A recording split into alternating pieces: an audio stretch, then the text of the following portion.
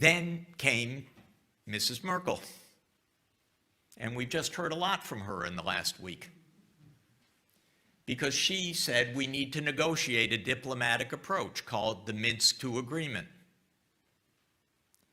Now, I know firsthand, as we all really do, but I know firsthand, that the Ukrainians never intended to implement the Minsk II Agreement.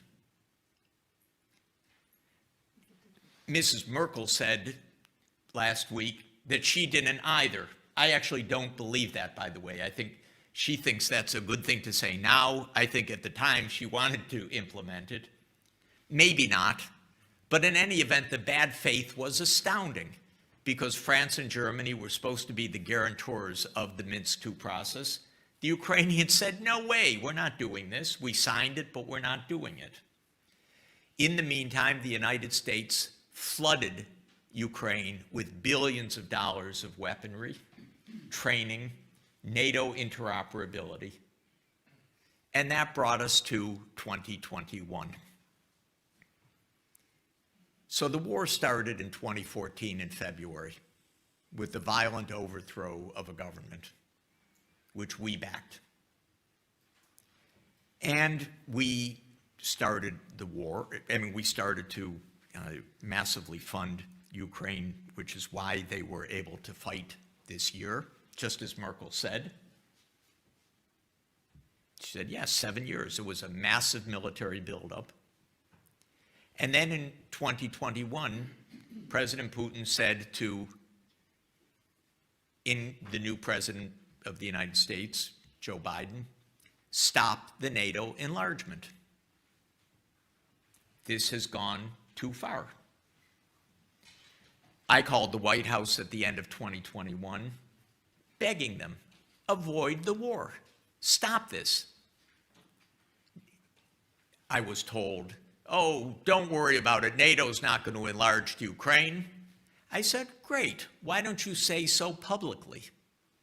Oh, no, we would never say so publicly. I said, well, then you're likely to have a war. Yeah, no, but no, never. Ukraine's never going to be part of NATO. Well, say so publicly and we can avoid a war. And by the way, help the world to understand if Putin still launches a war that it's not about NATO. But you know what? It is about NATO. That's been the plan all along. It is, of course, it's about NATO. It's about NATO, it's about Crimea, it's about what Brzezinski wrote in 1997, that the control over Ukraine would render Russia without any power, corner Russia, basically in the back of Eurasia. That's what it's about. So I don't see Europe's wisdom in this, frankly.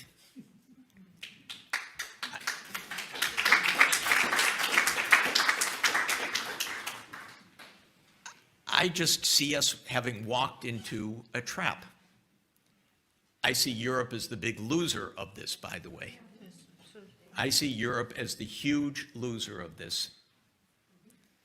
I don't know why, when the US blew up the Nord Stream pipeline, that we're all silent about it.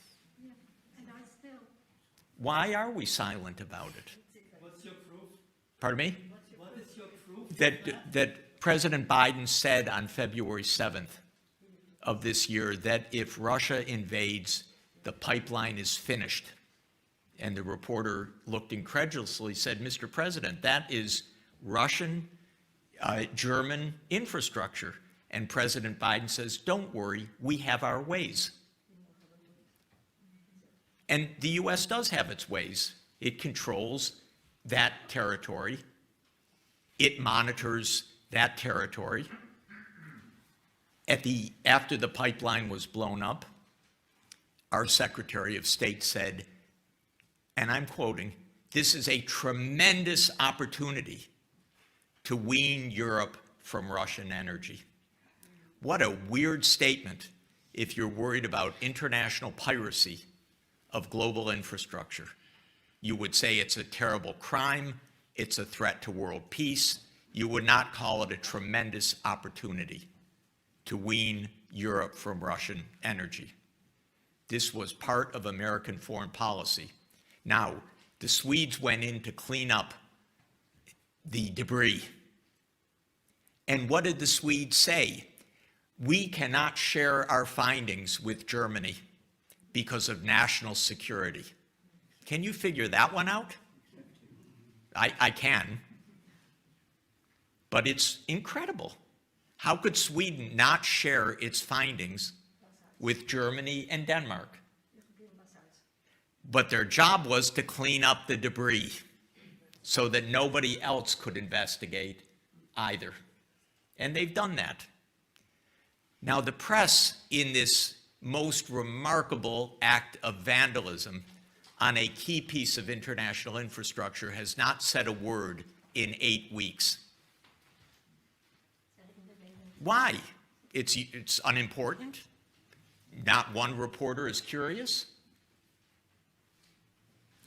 When I spoke to a leading reporter of one of our leading papers, a paper that says every day that Russia did it, most likely, and I said to this leading reporter, whom I've known for 40 years, I think the US did it. He said, of course the US did it.